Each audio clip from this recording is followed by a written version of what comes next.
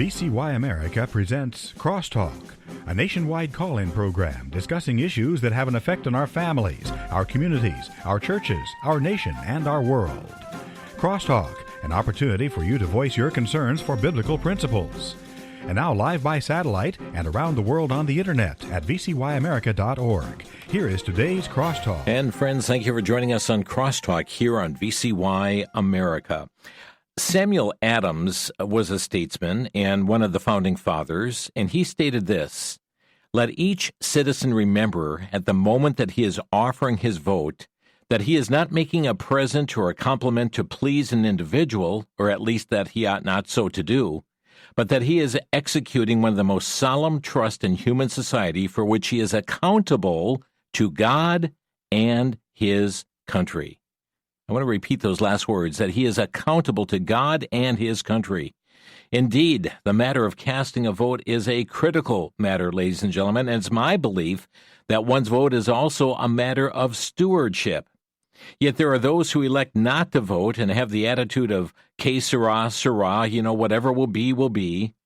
In this critical election year of 2026, we want to remind you that elections have consequences, and so many lives are impacted as a result. The case in point is the recent election in the state of Virginia. It was January 17th that Abigail Spanberger was sworn in as Virginia's 75th governor. Not only did the voters who participated in the election elect a Democrat governor, but also lieutenant governor and attorney general. This was added to a Democrat-controlled General Assembly and a Democrat-controlled Senate, and this group combined have wasted no time in taking actions to try and gerrymander future elections, to just really bombard with new taxes, to attack life in the womb, to eliminate mandatory minimum sentences, to add the LGBTQ agenda into state statutes, and so much more. Our guest today has said that they are working to turn Virginia into Venezuela. Yes, indeed, elections have consequences. Joining us today, we welcome back Robert Knight. Bob is a former Los Angeles Times news editor and columnist for the Washington Times, as well as other publications. He has had senior positions in a number of pro-family organizations. Has written several books: The Coming Communist Wave, What Happens If the Left Captures All Three Branches of Government, Liberty on the Brink, Crooked, What Really Happened in the 2020 Election and How to Stop the Fraud, and The Battle for America's Soul, in which he provides 10 steps to restore freedom. Bob, thanks for joining us here today on Crosstalk. Always good to be on with you, Jim. So, Bob, I want our listeners today to understand what is happening in the state of Virginia right now, could happen in their own state and to our nation as a whole. Your state officers just took the oath of office less than 2 weeks ago, and we'll talk about the Unleashed agenda in just a moment. But if you would just comment on the election itself and what was leading up to the election, the eyes of the nation were watching what was going on in Virginia. Well, they should. Virginia is a key state, and it's one of the larger states, and it has a congressional delegation with 11 seats. But more important than that, it's right next to the national capital. Mm-hmm. So what happens in Richmond is watched in Washington, D.C. And everybody was surprised back in 2017. They were surprised in 2021 when Glenn Youngkin, a Republican, took the governor's office, mm-hmm. and the Republicans also won the attorney general's office and the lieutenant governor's office, and they controlled one of the houses of the legislature. And Governor Youngkin, by all accounts, unless you're hard left, was a terrific governor. One of the first things he did was overturn the orders to allow boys on girls' sports teams and in girls' restrooms and so forth. The whole transgender insanity. He went right after it, and that was very popular. Mm-hmm. But his overturning that, he left the state with a huge budget surplus. They just had common sense policies, and crime fell. They did great governance.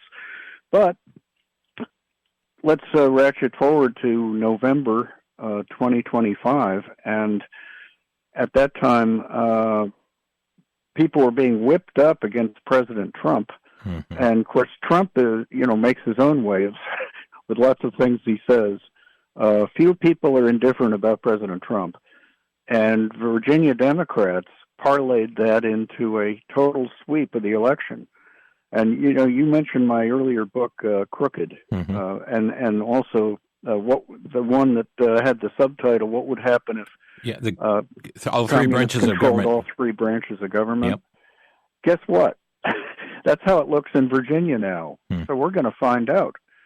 They've unleashed a hard left agenda. They didn't even wait a day. I mean, they did it on the very first day in office. And we can get into some of that. Yeah, and that's what's so amazing because I believe this rogue legislation was just waiting in the wings, and it didn't really take very long to go swiftly through the process.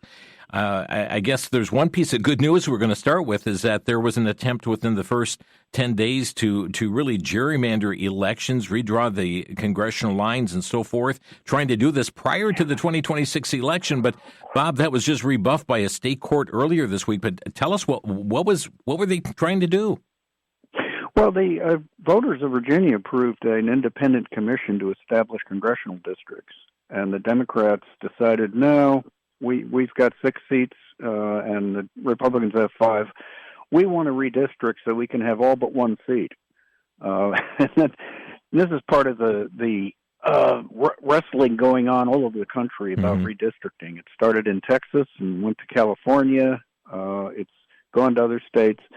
And basically, and in Maryland now, they're trying to get rid of the 1 Republican seat in Maryland out of 8.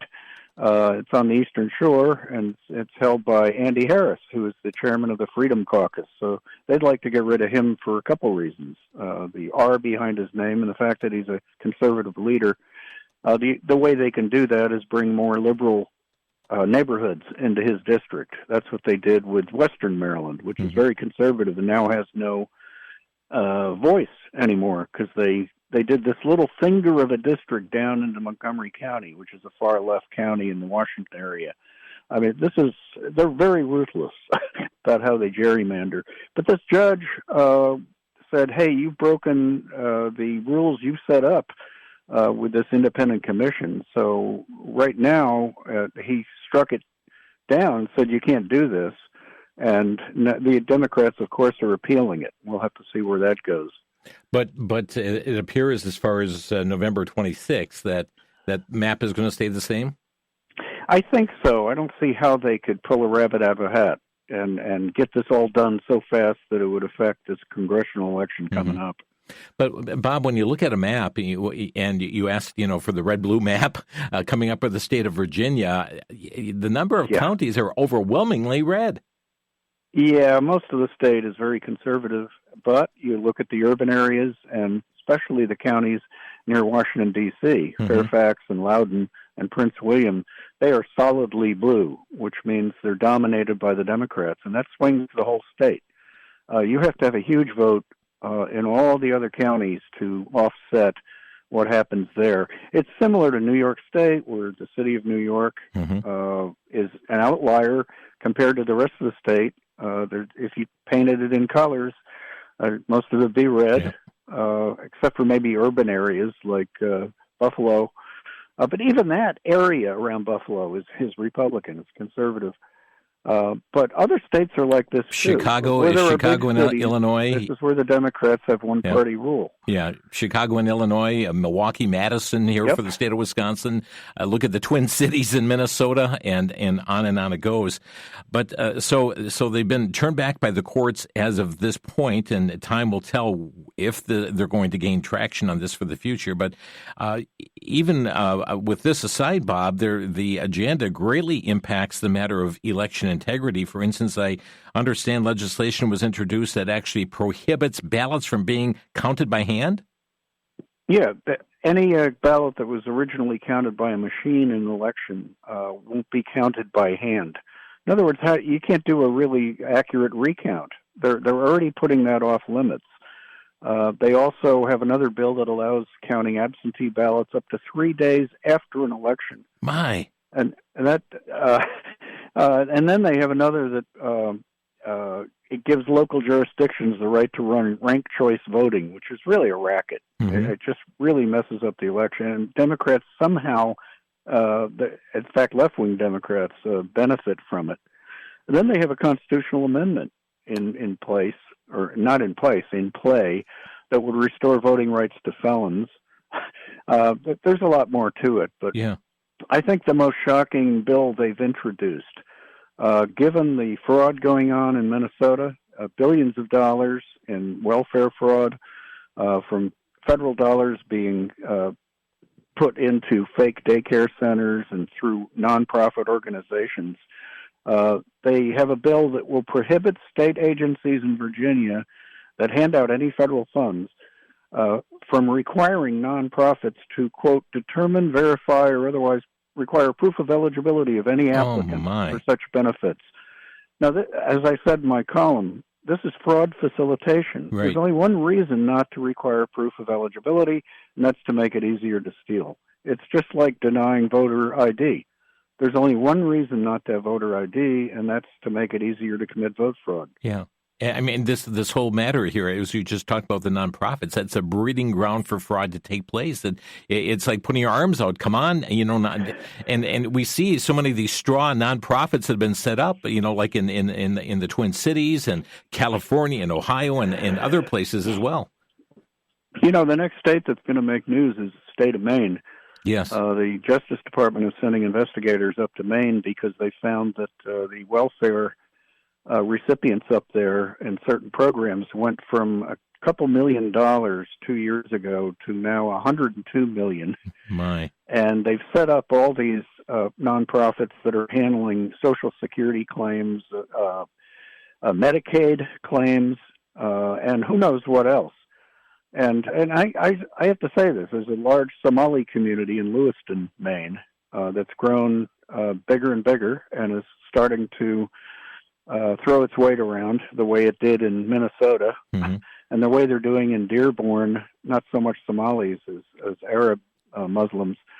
And I think we're going to see a big fraud network uncovered in Maine next. Wow. Bob, I see another matter of dealing with the elections in Virginia, limiting the periods when officials can check voter registration lists for accuracy. I mean, why have limits on that? Yeah, I mean that's a key factor for vote fraud, keeping voter registration lists dirty. And I used to work for the American Civil Rights Union, which is now the American Constitutional Rights Union. And our group filed lawsuits in various states to ask them to clean up the voter rolls, mm-hmm. or at least show us the voter rolls. And they all resisted.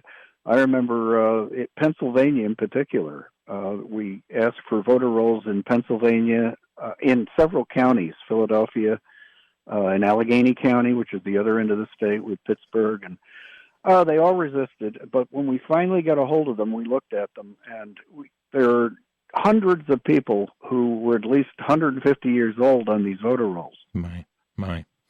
Friends, you're listening to Crosstalk on VCY America. Robert Knight is our guest. Elections have consequences, focusing in on the state of Virginia, and we've got so much more to unfold in our next segment. Stay with us. We'll be back in a minute here on Crosstalk.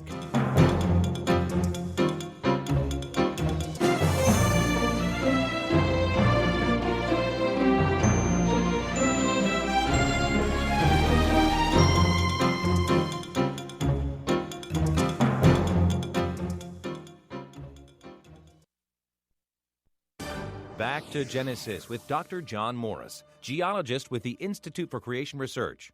Dr. Morris, if sedimentary rock is made up of sediments deposited by Noah's flood, where did the sediments come from? Chris, it appears that before the flood, calcareous ooze made of tiny marine animals and secretions accumulated on the ocean bottom.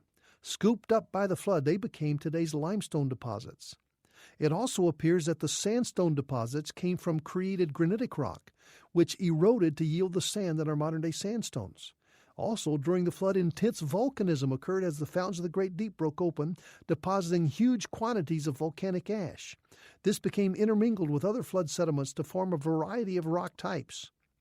Chris, I think the flood of Noah's day is a very important concept which we must understand if we ever hope to understand the world around us.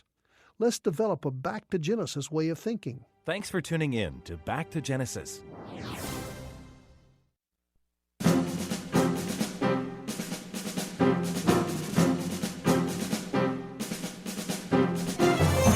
You're listening to Crosstalk on the VCY American Network. Robert Knight is our guest here today on the program. And friends, again, with the mantra, and I would hear Jelaine Appling from Wisconsin Family Council issue that over and over. Elections have consequences, and indeed they do. And we are talking about that aspect with the state of Virginia under the microscope right now. Robert Knight is there and talking about what's unfolding in their state as they have just now put in a trifecta of individuals from the same party and the litany of legislation that has been introduced, and certainly just the redistricting aspect has been rebuffed to this point. That doesn't mean it's dead for good, just for now, and many other things pertaining to voting. There's one other matter about voting I'm going to get in with you here, Bob, and then move on to some other issues as well. And I found it very interesting that there's been great insistence that illegal aliens do not vote. No, they don't vote. They can't vote. They can't vote. And yet, Virginia's trying to ban ICE from polling places. It seems rather odd. Yeah, it is very well. It isn't odd when you look at how they operate. They benefit greatly even when illegal aliens don't vote. And they, although this is clearly designed to facilitate voting by illegal aliens, but just having illegal aliens in the country shifts the whole political calculus. And these blue states, so-called blue states, that are losing residents are going to lose congressional districts. But in the next census, under which congressional districts are allocated, we still count everybody, including illegal aliens who can't vote. And this dilutes the value of a citizen's vote. Right. You know, if you have a district or a state that has lots of illegals, they're counted like voters, even though they're not. And there's been some very interesting statistics out there about how, if this is cleaned up, if we just count citizens instead of just bodies, then the Democrats will lose half a dozen congressional seats at least, maybe more, just because it'll allow only citizens to determine who is allowed to vote or not. So, I mean, that's a reform that should be done. And there's also the SAVE Act in Congress. That would be a national requirement to have voter ID in every state. And this would be entirely constitutional. The Constitution gives Congress the right to set voter requirements. It says that the states set them, but Congress can change them at any time. This means it shouldn't take more than a majority vote in both houses and a signature by the president. So I hope the Republicans figure out they need to move this while they control all three branches. Elections have consequences, and looking at Virginia, Bob, there's another matter that's unfolded in Virginia, very tragic in my estimation. That's the war on the unborn. And, they acted so fast. There's actually going to be an amendment question on your November ballot to allow abortion up to the point of birth? It doesn't have any limitations as far as I know. It just wants wide open abortion available. And, of course, once it's in the Constitution, you can't really challenge it under the Constitution. You could still challenge it under the federal Constitution. But that's what they're trying to do. They also have another constitutional amendment to enshrine same-sex marriage in the Constitution. And, it wasn't that many years ago that Virginia voters put into the Constitution a bill that restricted marriage to man-woman marriage. And, of course, the left calls it a gay marriage ban because they always cast it in the negative rather than the positive definition of what marriage actually is. Right. But they have a very radical abortion agenda in Virginia, like anywhere Democrats get power. Have there been other attacks against life in this new legislative session? I didn't see other attacks. I think they're counting on this constitutional amendment, but surely there are more. Yeah. The list I had of the things they're trying to do in Virginia is not exhaustive. Where do you see voters in Virginia coming down on that issue? Well, they're like a lot of states. Unfortunately, I think a majority of Virginians have been lulled into the idea that it's a woman's choice, and they've had the awful reality of abortion kept from them, so they don't see it as anything more than a medical procedure. So I think unfortunately it's a high bar to try to get people to say, this ought to be illegal, killing babies in the womb. My, where have we gone? It really says a lot about where our culture's gone. Right, indeed. And let's see, let's hit another area too. So the abortion thing's on the ballot, and the LGBT agenda basically is there too, with bringing about a repudiation of the previous amendment and bring about so-called same-sex marriage. You indicate also that the Virginia governor is putting the state back into the Regional Greenhouse Gas Initiative. What's that all about?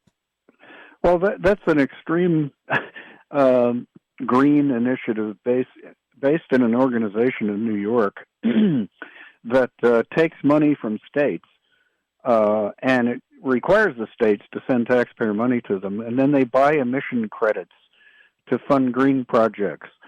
So this will mean that each household in Virginia will have to send more money to this group of activists in New York to do projects they may not agree with. But what's worse is this will raise Virginians' electric bills by an estimated $1,100 a year. Plus, it won't do a thing to lower the planet's temperature. Right. I mean, let's face it. With India and China spewing gases, anything the U.S. does is irrelevant. Mm-hmm. Plus, it's yet to be proven that man-made emissions are actually causing warming. Right. I mean, I don't buy that. I Right. really don't. I think it's a power play by the left to control everything we do. I see also that despite the fact that the previous governor, Glenn Youngkin, brought about a budget surplus to the state, I see that there's this long list of tax increases and fees that are being pushed for the state. Oh, my gosh. Yeah. It's on virtually every transaction in the state, from vehicle repairs to dry cleaning, you name it. They also have a bill that adds 50 cents to everything that's delivered, whether it's by Amazon, FedEx, or even Uber Eats. They're really just grabbing for all the money they can.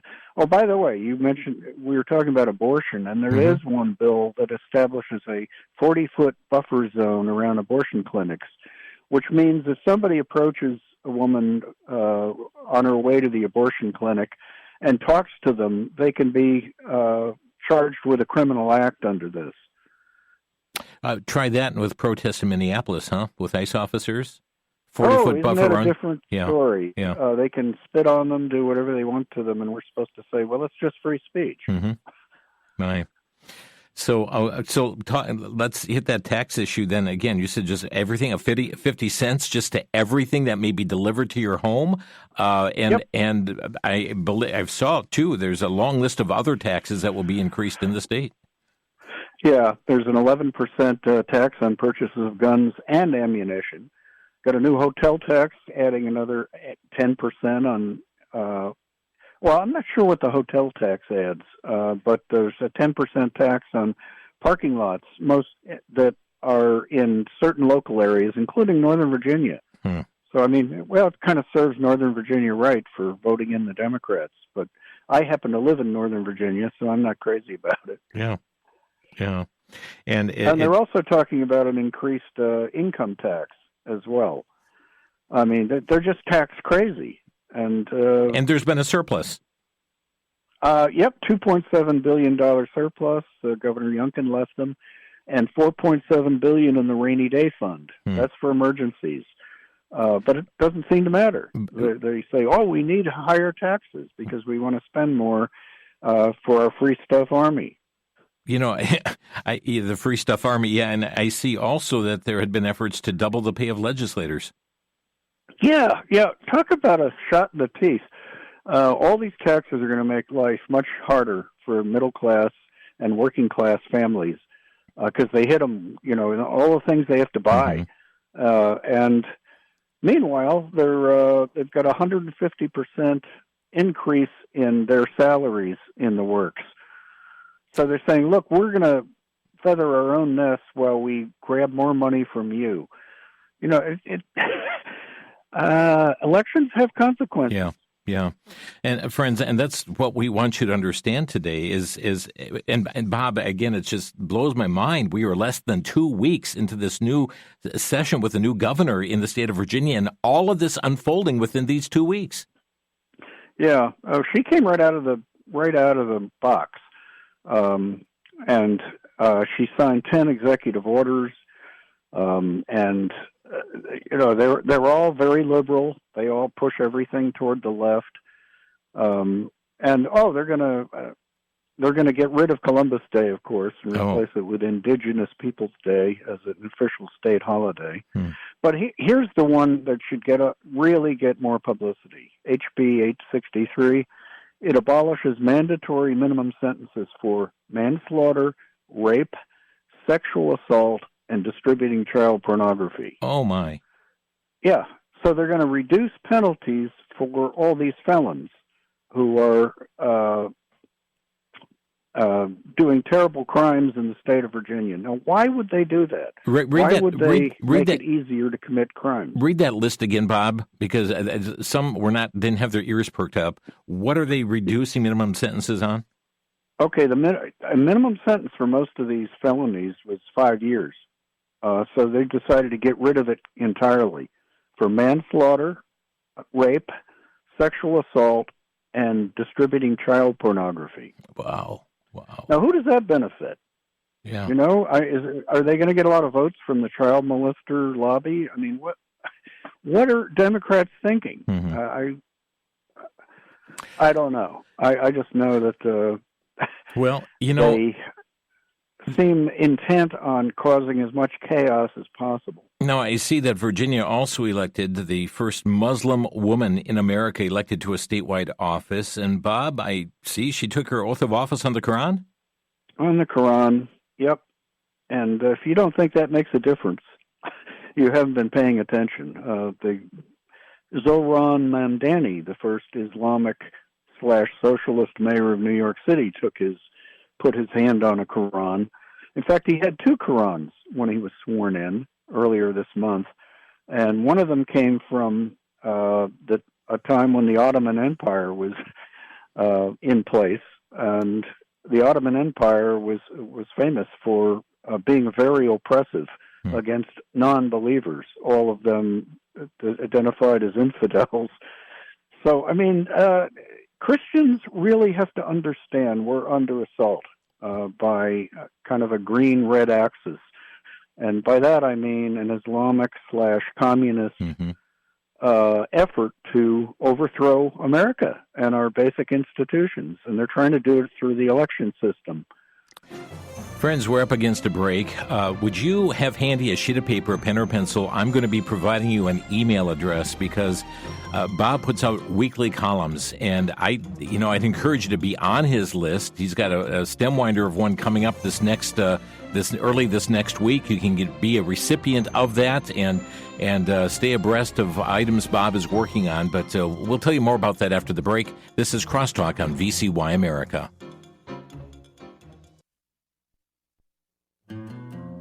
The one book that's been credited as one of the major catalysts for the modern creationist movement is The Genesis Flood, authored by Dr. John Whitcomb and Dr. Henry Morris. More than 60 years ago, these two men joined together to write a controversial book that sparked dialogue and debate on Darwin, Jesus, science, the Bible, evolution, creation, and gave birth to the modern creation science movement. While skeptics cast doubt upon the authenticity of a universal flood, the Genesis Flood places before the reader the theological and scientific basis for a literal acceptance of the biblical account. This book provides illustrations, charts, diagrams, and sound documentation that harmonizes science with biblical truth. The Genesis Flood is available for a donation of $30 or more to VCY America. Call 1-800-729-9829.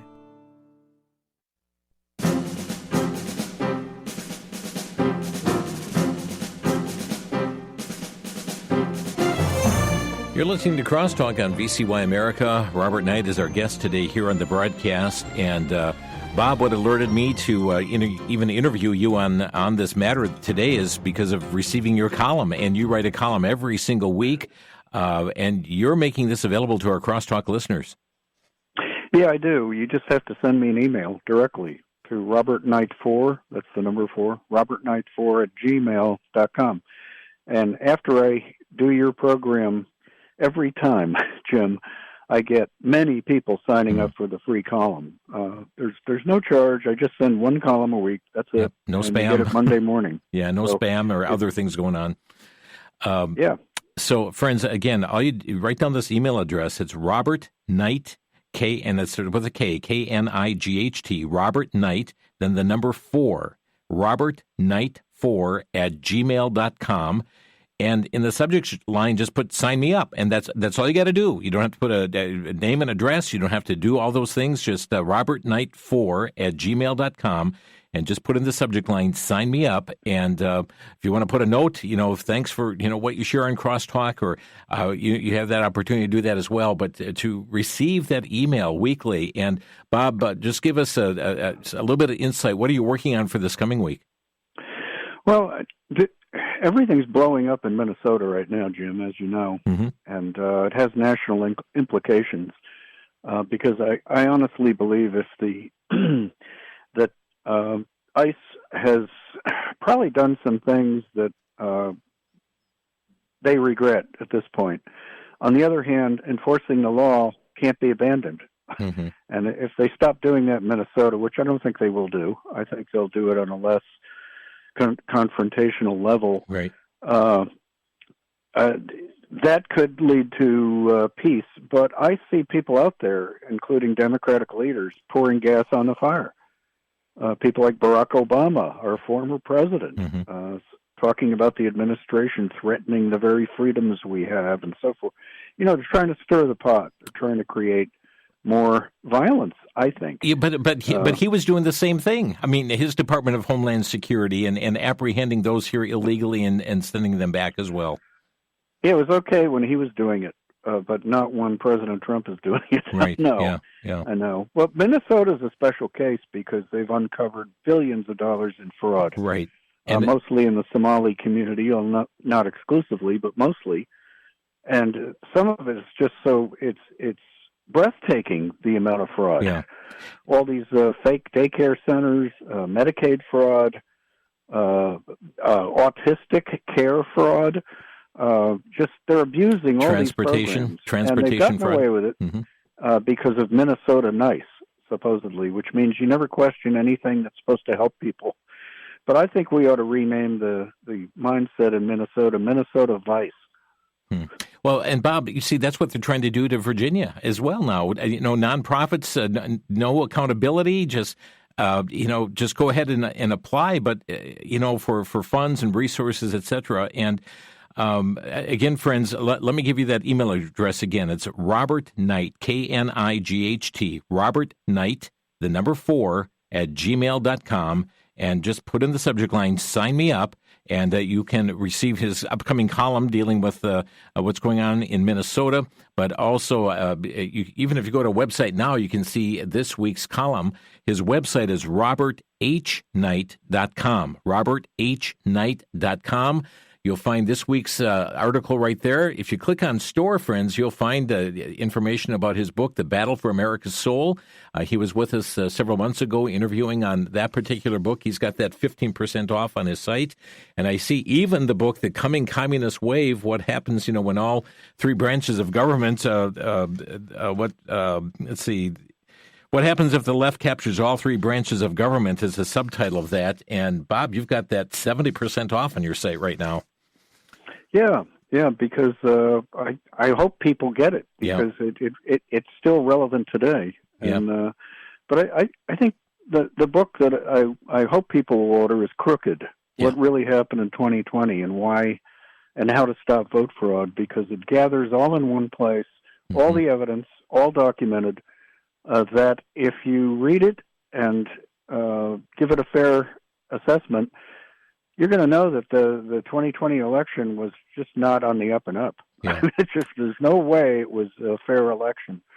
And it's interesting because the FBI is down in Fulton County, Georgia, right now in Atlanta, and they're getting records regarding the 2020 election because they think there was widespread fraud there. And the media are saying, "Oh yeah, they've adjudicated all this in courts all around the land, and they found no evidence." Well, no, they didn't adjudicate it. The courts threw out the cases before they even looked at the evidence. Right. In most cases, they just said, "You don't have standing, so we're not even going to look at it." So this idea that it was disproven that there was significant vote fraud is nonsense. And friends, Bob's got that at 50% off on his site right now, too, the book Crooked. So you just go to roberthknight.com, Robert H. Knight, and Knight is with a K, roberthknight.com, click on store, you'll find those. Right on the home page, you'll find the aspect of this week's column here dealing with Virginia. Spanberger and Democrats work to turn Virginia into Venezuela. And again, to get his weekly newsletter, just send an email to robertknight, 4 at gmail.com. Bob, let's just also hit one other office there, and that is their newly elected Attorney General, Jay Jones. A very disturbing background, too. Tell us about him. Well, he's a far leftist who a few years ago openly wished for the violent deaths of a Virginia Republican House Speaker. And it was in a social media post, and he talked about making the guy's wife watch as the children are killed. And I've never seen a guy elected who could be that crass and openly, wish for the deaths of people that disagreed with him. And yet he was elected Attorney General over Jason Miyares, who was a terrific incumbent Attorney General at the time. It's because of this Democratic sweep. People were voting really against President Trump, and they didn't turn out for the Republican ticket because Trump wasn't on the ballot, and people tend not to pay attention to these in-between elections. And now we're finding out how important these in-between elections really are. Friends, let me give out our phone number to Crosstalk. If you have a question for Bob or a brief comment, our number to Crosstalk, 800-733-9829. That's 1-800-733-9829. And Bob, that really brings us to the core of our discussion today. And as you have said those words too, elections have consequences. We are in midterm elections this year of 2026. How significant do you see these elections? Oh, this is huge. If the Democrats regain the House, they'll immediately begin yet another impeachment proceeding against President Trump. And that they're doing it not because they think the Senate would vote to convict him, but just to throw a wrench into his administration and distract him from doing all the good things he's been doing, like securing the border, lowering inflation, doing a foreign policy that's actually having results, that kind of thing. They want to cripple him. And if Americans don't reelect a Republican Senate and House, then we're in for a world of hurt.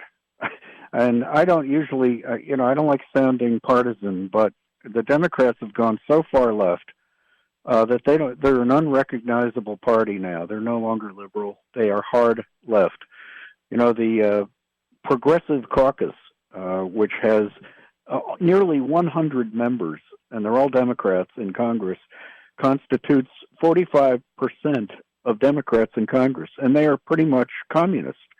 The only senator in the Progressive Caucus is Bernie Sanders of Vermont, who has a long communist record. I mean, he got married in the Soviet Union. He was so enamored of it, and he's been openly pushing socialism all his career. So you see what the Democrats would bring if they manage to control Congress. Well, I hope Virginia will be a lesson for everybody in America. Don't sit this out next time around. Bob Knight with us here today, and our number to Crosstalk, 800-733-9829. Drew is calling from New Mexico. Drew, you're on the air. Yes. Good morning, you all. Anyway, I wanted to just comment that, we think that living in America, and these things wouldn't happen. And then they say they had checked those Dominion machines, whatever, and then they had convicted one of those ladies that was involved there because they found out no fraud. So it's like we're on one side of the fence and on the other. Well, which is the truth? Was there or wasn't there? Or, the truth has to come out one way or another. Mm-hmm. If you can comment a little bit on that. Thank you. Thank you. And Bob, you said many of these cases never even reached the courts. They never got to examine the evidence, and yet there are those who are touting. See, he said Trump's DOJ is now targeting, trying to vindicate him from the last election. So how do you respond to that issue? Well, some people say, quit looking back. Let's just look forward. But unless we secure election integrity, we can't have fair elections anymore. Mm-hmm. So I think it's very important they get to the bottom of these allegations that were never really examined fully. I don't think it's just looking back. It isn't just settling scores. It isn't just about the president going after his enemies. I think it's very important to reestablish laws that guarantee fair and honest elections. Everybody should have that in mind. But the Democrats, I got to say, are putting everything they can against that kind of thing. They have done away with voter ID laws. They used COVID to open up mail balloting, which is the easiest way to commit fraud. A presidential commission that was bipartisan and chaired by Jimmy Carter, and one of the Bush officials said that the best way to ensure election integrity is to make it in-person voting on election day. Mm-hmm. Not all these delays, not mail-in ballots. Yep. It's we're one of the few countries in the world that doesn't require voter ID in every election everywhere. Let's get Virtually to James. All other countries do it. James in Tennessee, you're on the air. Oh, thank you for taking my call. Mm-hmm. All those bills that's being proposed in Virginia, you have to stop and ask yourself, why are they doing that? Why is the liberals and the Democrats doing that? If they get all that passed and it becomes law, then it would probably be a correct thing to think that land and property, businesses and property would be up for sale at a cheaper price compared to the regular market value. Then that's what would happen. And if that happens, who do you think would buy that land, that businesses and property, houses and stuff? Yeah, people fleeing the state. The answer to that question is it would be Muslims, which in turn is the whole point of them doing this to begin with, is to get the Muslims in, create cheaper housing for the Muslims and businesses for them to buy, and turn Virginia in the same as they did Michigan and Minnesota. Thank you for the call. We're up against a break. I'll have Bob comment after the break. Friends, you're listening to Crosstalk on VCY America. Robert Knight with us today. And again, to get those emails, Robert Knight, the number 4 at gmail.com. You can do it during the break here. Robert Knight 4 at gmail.com. Just write in those words, sign me up. Back in a minute here on Crosstalk.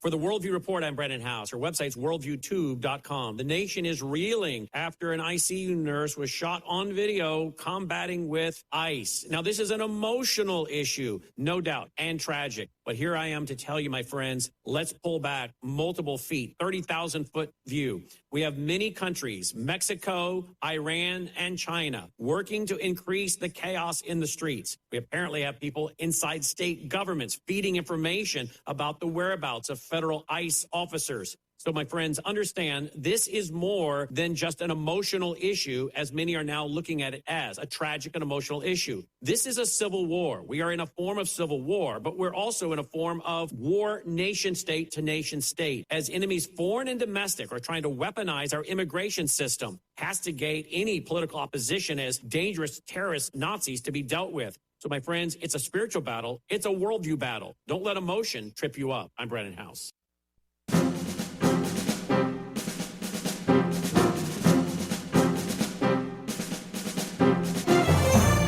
This is Crosstalk on VCY America. Robert Knight is with us today, a former Los Angeles Times news editor and writer for the Washington Times, writing columns for it and other publications, author of several books, and talking about the fact that elections have consequences, focusing in on the state of Virginia, and with being in a midterm election year as well, a very critical matter for every state across this nation. Bob, just before the break, the caller from Tennessee indicated, hey, this is going to, people, basically, they're going to flee the state. The land values are going to go down. Who's going to move in? He said it is Muslims. That was his perspective on that. What do you have to say? Well, I think it's about more than that. Certainly,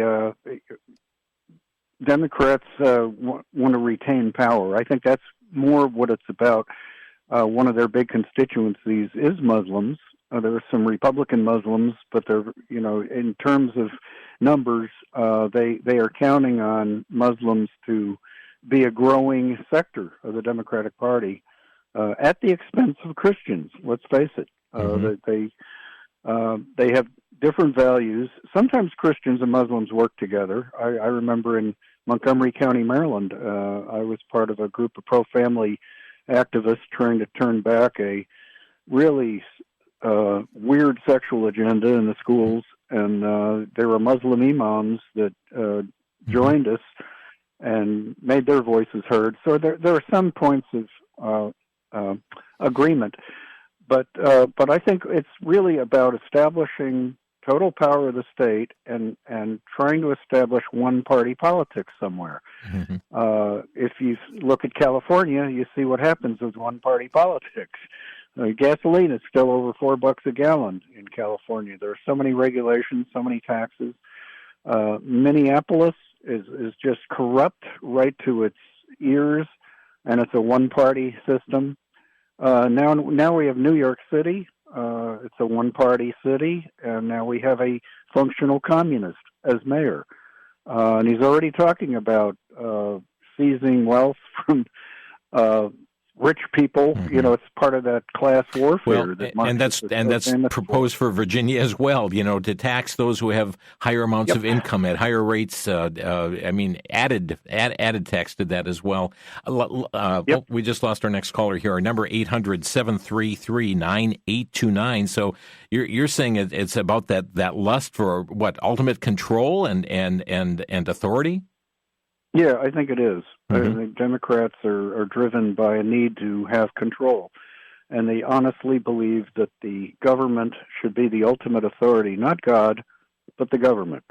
And they're at odds with Christianity, because Christianity is based on the Bible, mm-hmm. and they hate the Bible. They hate the moral composition of the Bible. They hate the idea of man-woman marriage as the only valid form of marriage. They hate the idea that homosexuality is a sin in the Bible. And the Bible is also very pro-private property. Thou shalt not steal is one of the 10 Commandments. The Judeo-Christian value system is what's under attack in this country. It's about far more than Democrats and Republicans. And I'll just summarize. The Democratic Party has been commandeered by atheistic Marxists who hate God, hate Christians, and want to do away with our basic freedoms. And to do that, they have to keep empowering government. I mean, that might sound like hyperbole, but when you see it play out in places like New York City and Minnesota, look at the evidence. Yeah. So what you're saying, it's not the same party as what it was just a couple decades ago? Oh, goodness, even 10 years ago. Mm-hmm. But certainly a couple decades ago. I don't think John F. Kennedy would recognize the Democrats. Yeah. These are not liberals anymore. They're hardcore leftists. And friends, again, the fact is that elections have consequences, and Bob is just laying out for us what is going on in the state of Virginia and what has happened just in less than 2 weeks, and that's the mind-boggling aspect of this. Bob, is that this is under 2 weeks, and already we've seen so much that has come to pass in this very short period of time. I believe we've got one last caller in here, John in Williamstown, New Jersey. You're on the air. Hi, I was. Thank you for taking my call. I was wondering if you had done any research. I've heard some things about this in the past, and I didn't know if maybe you had looked into it. The birth rate of Muslim families as opposed to American families that are Christian, and the long term, what that looks like. So from what I understand in Europe, that's taken a pretty heavy effect over there. Thank you. Thank you, John. And yes, I mean, if you even go back to crosstalkamerica.com, you put in the name Usama Dakdak. We've covered that several times with him on the program. Just as he's coming from Egypt himself, understands this, was schooled in Sharia. But Bob, any comment you have? Well, I think the most shocking book I've ever read, I think, is called America Alone by Mark Stein, who used to fill in for Rush Limbaugh, and he's a brilliant guy. Mm-hmm. And he was looking at Europe, and he said, just by demographics, Europe is doomed because the Europeans, the Christians, are not having kids. Yeah. Or they're having one or two, where the Muslims are having 4 or 5. Mm-hmm. And plus they're importing them all. You know, Angela Merkel of Germany let in 1 million people, Muslims. Yeah. And they're having a huge impact on Germany. And I don't know if there's a great pushback at this point. The conservative parties are growing very fast, and they're trying to push it back and stop just the sheer amount of immigration from Muslim countries.